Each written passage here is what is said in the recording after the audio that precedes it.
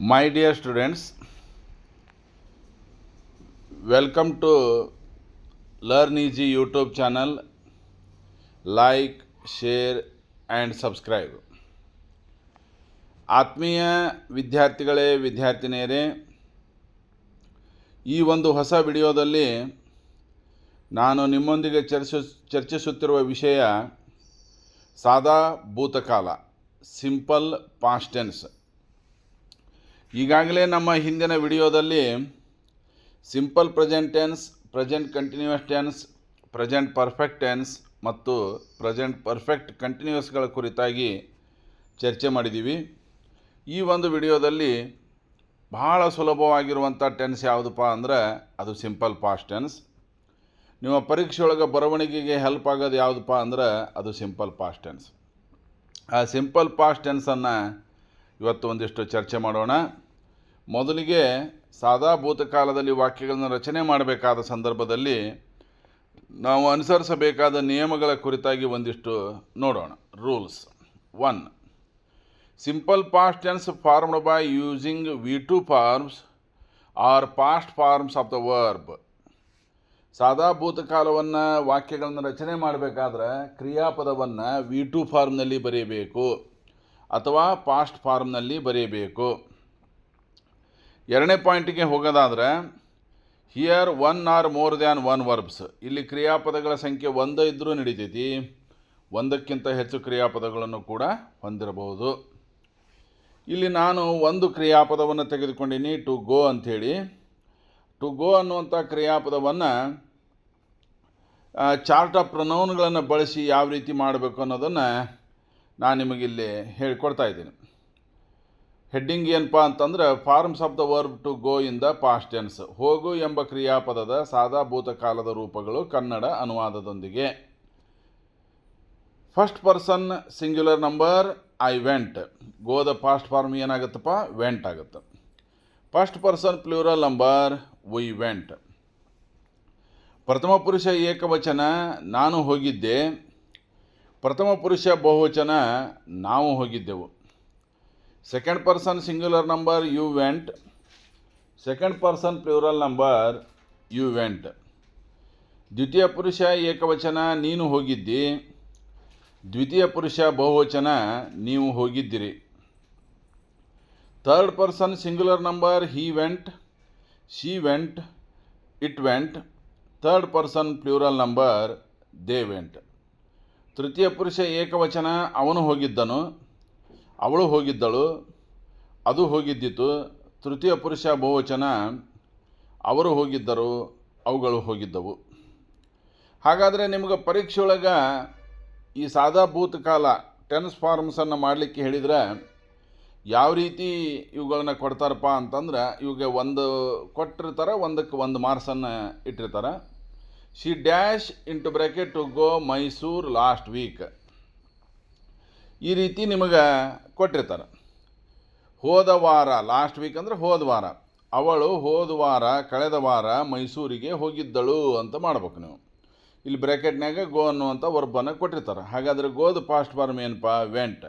She went to Mysuru last week ಅಂತ ಮಾಡಿಬಿಟ್ರೆ ನಿಮಗೆ ಅಲ್ಲಿ 1 ಅಂಕ ಸಿಗುತ್ತೈತಿ.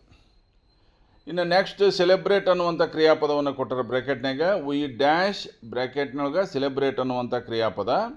Ugadi festival last month. ಹೋದ ತಿಂಗಳಷ್ಟೇ ನಾವು ಯುಗಾದಿಯನ್ನು ಆಚರಿಸಿದ್ದೆವು ಅನ್ನುವಂಥ ಅರ್ಥದೊಳಗೆ ಇದನ್ನು ನಾವು ಮಾಡಬೇಕು. ಹಾಗಾದರೆ ಸೆಲೆಬ್ರೇಟ್ದ ಪಾಸ್ಟ್ ಫಾರ್ಮ್ ಏನಪ್ಪ, ಸೆಲೆಬ್ರೇಟೆಡ್. ಹಾಗಾದರೆ ಆತ್ಮೀಯ ವಿದ್ಯಾರ್ಥಿಗಳೇ, ಇಲ್ಲಿ ಒಂದು ವಿಷಯವನ್ನು ನೀವು ನೆನ್ಪಿಟ್ಕೋಬೇಕು. ಪಾಸ್ಟ್ ಫಾರ್ಮ್ನೊಳಗೆ 2 ಥರದ ಕ್ರಿಯಾಪದಗಳು ಬರ್ತಾವೆ. ಇಲ್ಲಿ ನಾನು ಅದಕ್ಕನ 2 ವಿಭಿನ್ನವಾದ ಕ್ರಿಯಾಪದಗಳನ್ನು ತೊಗೊಂಡೆ. ಸೆಲೆಬ್ರೇಟ್ ಏನಾಯ್ತು, ಇಡೀ ಪ್ರತ್ಯಯ ಹಚ್ಚಿಕೊಂಡು ತನ್ನ ಪಾಸ್ಟ್ ಫಾರ್ಮನ್ನು ಚೇಂಜ್ ಮಾಡ್ಕೊತು. ಹೌದಾ? ಯಾವ ಕ್ರಿಯಾಪದಗಳಿಗೆ ಇಡೀ ಹಚ್ಚೋದ್ರ ಮುಖಾಂತರ ನೀವು ಪಾಸ್ಟ್ ಫಾರ್ಮನ್ನು ಮಾಡ್ತೀರಿ ಅವುಗಳಿಗೆ ಟ್ರಾನ್ಸಿಟಿವ್ ವರ್ಬ್ಸ್ ಅಂತ ಕರೀತಾರೆ. ಯಾವ ಇಡೀ ಹಚ್ಚಂಗಿಲ್ಲ, ಈಗ ಗೋ ಇದ್ದದ್ದು ವೆಂಟ್ ಆಯ್ತು ನೋಡ್ರಿ, ಅದು ತನ್ನದೇ ಆದ ಪ್ರತ್ಯೇಕ ಪಾಸ್ಟ್ ಫಾರ್ಮನ್ನು ಹೊಂತಲ್ಲ, ಅಂಥವುಗಳಿಗೆ ಇಂಟ್ರಾನ್ಸಿಟಿವ್ ವರ್ಬ್ಸ್ ಅಂತ ಕೇಳ್ತಾರೆ. ನಿಮ್ಮ ಪರೀಕ್ಷೆಯೊಳಗೆ ಟ್ರಾನ್ಸಿಟಿವ್ ಯಾವುದು, ಇಂಟ್ರಾನ್ಸಿಟಿವ್ ಯಾವುದು ಅಂತ ಕೇಳೋದಿಲ್ಲ. ಆದರೆ ಈ ಟೆನ್ಸನ್ನು ಕಲಿಬೇಕಾದ್ರೆ ಇವುಗಳ ಬಗ್ಗೆ ನಿಮಗೆ ಐಡಿಯಾ ಇರಲಿ ಅಂತೇಳಿ ನಾನು ಹೇಳ್ಕೊಡ್ತಾ ಇದ್ದೀನಿ. Carry carried, marry married, celebrate celebrated, ಈ ಥರ ಏನು ಬರ್ತಾವಲ್ಲ ಇವೆಲ್ಲ ಟ್ರಾನ್ಸಿಟಿವ್ ವರ್ಬ್ಸ್. ಗೋ ವೆಂಟ್, ಈ ಥರ ಪ್ರತ್ಯೇಕವಾದಂಥ ಇಡೀ ಹತ್ತಲಾರದ ಪಾಸ್ಟ್ ಫಾರ್ಮ್ ಆಕವಲ್ಲ ಅವಕ್ಕೆ ಇಂಟ್ರಾನ್ಸಿಟಿವ್ ವರ್ಬ್ಸ್ ಅಂತ ಕರೀತಾರೆ. ಅದಕ್ಕೆ ನಾನು ಒಂದು ಟ್ರಾನ್ಸಿಟಿವ್ ತೊಗೊಂಡಿನಿ, ಇನ್ನೊಂದು ಇಂಟ್ರಾನ್ಸಿಟಿವ್ ತೊಗೊಂಡಿನಿ. ಹಾಗಾದರೆ ಇವುಗಳ ಉಪಯೋಗಗಳ ಬಗ್ಗೆ ತಿಳ್ಕೊಳ್ಳೋಣ. ಯೂಸಸ್ ನಂಬರ್ 1, ಯಾವಾಗ ನಾವು ಸಿಂಪಲ್ ಪಾಸ್ಟ್ ಟೆನ್ಸನ್ನು ಬಳಸಬೇಕು ಅಂದ್ರೆ ಕಂಪ್ಲೀಟೆಡ್ ಆ್ಯಕ್ಷನ್ಸ್, ಕೆಲಸ ಮುಗಿದು ಹೋಗಿರಬೇಕು. Simple past tense is normally used when we talk about the events or actions or situations which occurred in the past. ಈ ಹಿಂದೆ ನಡೆದು ಹೋದಂಥ ಘಟನೆಗಳ ಕುರಿತಾಗಿ, ಈ ಹಿಂದೆ ನಡೆದು ಹೋದಂಥ ಆ್ಯಕ್ಷನ್ಗಳ ಕುರಿತಾಗಿ, ಸಂದರ್ಭಗಳ ಕುರಿತಾಗಿ ಹೇಳಬೇಕಾದಂಥ ಸಂದರ್ಭದೊಳಗೆ ನಾವು ಸಿಂಪಲ್ ಪಾಸ್ಟ್ ಟೆನ್ಸನ್ನು ಬಳಸ್ತೀವಿ. When we use the simple past we not concern with the duration of the action. ಕೆಲಸ ಮುಗಿದು ಹೋಗಿರ್ಬೇಕಷ್ಟೇ ವಿನಃ ಕೆಲಸ ಎಷ್ಟೊತ್ತು ನಡೆದಿತ್ತು ಅನ್ನೋದ್ರ ಬಗ್ಗೆ, ಆ ಡ್ಯೂರೇಷನ್ ಬಗ್ಗೆ ನಾವೇನು ಮಾಡೋದಿಲ್ಲ, ತಲೆ ಕೆಡಿಸೋಣದಿಲ್ಲ. Simple past we not concern the duration, ಅದು ಎಷ್ಟೊತ್ತರ ಯಾಕೆ ನಡೆದಿರಲಿ, ಒಟ್ಟು ಅದು ಏನಾಗಿರಬೇಕು, ಮುಗಿದು ಹೋಗಿರಬೇಕು. ಇನ್ನು the past tense is used to narrate the events actions or situation. ಅದು ಘಟನೆಗಳಾಗಿರ್ಬೋದು, ಕೆಲಸಗಳಾಗಿರ್ಬೋದು, ಸಂದರ್ಭಗಳಾಗಿರ್ಬೋದು, ಅಲ್ಲಿ ನಾವು ಮುಗಿದು ಹೋಗಿತ್ತಂದ್ರೆ ಪಾಸ್ಟ್ ಟೆನ್ಸನ್ನು ಬಳಸ್ತೀವಿ. Which may have happened recently, ಅಂದರೆ ಇತ್ತೀಚೆಗಷ್ಟೇ ಮುಗಿದಿರ್ಬೋದು, ಅಂದರೆ ಜಸ್ಟ್ ಅಲ್ಲ, ಜಸ್ಟ್ ಆದ್ರೆ ಮತ್ತೆ ಅದು ಪ್ರೆಸೆಂಟ್ ಪರ್ಫೆಕ್ಟ್ ಅನ್ಸಾಗುತ್ತೆ. Which may have happened in the distant past. ಇಲ್ಲಿ ಕೆಲವು ಎಕ್ಸಾಂಪಲ್ಗಳನ್ನು ನೋಡೋಣ. Eva left home a week ago, ಒಂದು ವಾರದ ಹಿಂದೆ ಈವ ಮನೆಯಿಂದ ಹೋದಳು, ಅಂದರೆ ಹೋಗೋ ಕೆಲಸ ಮುಗಿದು ಹೋಗೈತಿ. Left, leave left. ಇನ್ನು Krishnadevaraya was a great king. ಕೃಷ್ಣದೇವರಾಯನ ಆಳ್ವಿಕೆ ಮುಗಿದು 500 ವರ್ಷ ಆಗ್ಬಿಟ್ಟತಿ ಈಗ, ಹೌದಾ? ಆದರೂ ಆ ಕೃಷ್ಣದೇವರಾಯನ ಬಗ್ಗೆ ಹೇಳಬೇಕಾದ್ರೆ ಕೃಷ್ಣದೇವರಾಯ ಒಬ್ಬ ಸುಪ್ರಸಿದ್ಧ ಅರಸನಾಗಿದ್ದ. ವಾಸ್ ಬಂತು ನೋಡ್ರಿ ಅಲ್ಲಿ. ವಾಸ್ ಅಂದ್ರೆ to be the, be was been, be the past form, was ಅಂದರೆ ಇದ್ದರು ಅನ್ನುವಂಥ ಅರ್ಥ. ಇನ್ನು ನೆಕ್ಸ್ಟ್ ಪಾಯಿಂಟ್ ನೋಡೋದಾದ್ರೆ, when a time reference is given or when the time reference must be understood from the context. ಕೆಲವೊಂದು ಸಲ ಟೈಮನ್ನು ರೆಫರ್ ಮಾಡ್ಬೋದು, ಕೆಲವೊಂದು ಸಲ ನಿಮ್ಮ ಅಂಡರ್ಸ್ಟುಡ್ ಆಗುವಂಗೆ ಕೊಟ್ಟಿರ್ಬೋದು. ಹೆಂಗೆ, ಇಲ್ಲಿ ಒಂದು ಉದಾಹರಣೆ ಹೇಳ್ತೀನಿ ನೋಡ್ರಿ. ಹಿ ಫಿನಿಶ್ಡ್ ಈಸ್ ವರ್ಕ್ ಎಸ್ಟರ್ಡೇ, ಅವ ನಿನ್ನೆನೇ ತನ್ನ ಕೆಲಸವನ್ನು ಮಾಡಿ ಮುಗಿಸಿದ್ದ. ಇಲ್ಲಿ ರೆಫರೆನ್ಸ್ ಐತಿ, ಹೌದಾ? I saw him in the garden, ನಾನು ಗಾರ್ಡನ್ಯಾಗ ಅವನು ನೋಡಿದ್ದೆ, ಅಂದ್ರೆ ಗಾರ್ಡನ್ ಕೆಲಸ ಮಾಡೋ ಹೊತ್ತೆ ನೋಡಿದ್ದೆ, ಈಗಿಲ್ಲ ಅಂತ ಅನ್ನುವಂಥ ಅರ್ಥ. ಅಂದ್ರೆ ಇಲ್ಲಿ ಟೈಮ್ ಇದು ರೆಫರೆನ್ಸ್ ಇಲ್ಲ, ಅಂದರೆ ರೆಫರೆನ್ಸನ್ನು ಕೊಡ್ಬೋದು, ಕೊಡಲಿಕ್ಕಿಲ್ಲ.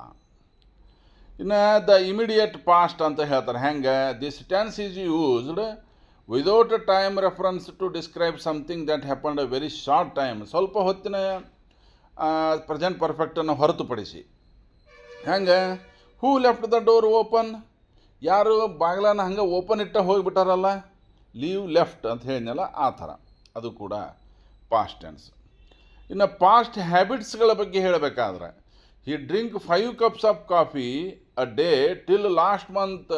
ಭಾಳ ಕಾಫಿ ಕುಡಿತಿದ್ದವ, ಹೋದ ತಿಂಗಳ ಮಟನೂ ಅದನ್ನು ರೂಢಿ ಇಟ್ಕೊಂಡಿದ್ದ, ಈಗ ಬಿಟ್ಟನ ಅನ್ನುವಂಥ ಅರ್ಥ. ಹಿ ಡ್ರ್ಯಾಂಕ್, ಡ್ರಿಂಕ್ದ ಪಾಸ್ಟ್ ಫಾರ್ಮ್ ಡ್ರ್ಯಾಂಕ್. ಹಿ ಡ್ರ್ಯಾಂಕ್ 5 cups, ದಿವಸಕ್ಕೆ 5 ಕಪ್ ಕಾಫಿ ಕುಡಿತಿದ್ದ. ನೋಡ್ರಿ, ಡ್ರ್ಯಾಂಕ್ ಅನ್ನುವಂಥ ಪಾಸ್ಟ್ ಫಾರ್ಮನ್ನು ಇಲ್ಲಿ ಬಳಸಿದ್ದೀವಿ. ಹೀಗೆ ಈ ಸಿಂಪಲ್ ಪಾಸ್ಟ್ ಟೆನ್ಸನ್ನು ನಾವು ಈ ಪತ್ರಲೇಖನದೊಳಗೆ, ನಿಬಂಧದೊಳಗೆ, ಹೌದಾ, ಎಸ್ಸೆ ರೈಟಿಂಗು, ಇಲ್ಲೆಲ್ಲ ನಾವು ಭಾಳಷ್ಟು ಉಪಯೋಗ ಮಾಡ್ಕೊತೀವಿ. ಈಗ ಉದಾಹರಣೆಗೆ 10ನೇ ತರಗತಿ ವಿದ್ಯಾರ್ಥಿಗಳು ಡಾಕ್ಟರ್ ಬಿ ಆರ್ ಅಂಬೇಡ್ಕರ್ ಬಗ್ಗೆ ಅವ್ರಿಗೊಂದು ಲೆಸನ್ ಐತಿ, ಅವರು ಮಾಡಿದ ಕಾರ್ಯಗಳ ಬಗ್ಗೆ, ಕೆಲಸಗಳ ಬಗ್ಗೆ, ಅವ್ರು ಹೇಗೆ ಕಾನ್ಸ್ಟಿಟ್ಯೂಷನ್, ಅದನ್ನೆಲ್ಲ ನಾವೇನು ಮಾಡಬೇಕಾಗುತ್ತೆ, ಸಣ್ಣ ಸಣ್ಣ ವಾಕ್ಯಗಳನ್ನು ಬಳಸಿ ನಾವೇನು ಮಾಡಬೇಕಾಗತ್ತೆ, ಬರಿಬೇಕಾಗತ್ತೆ.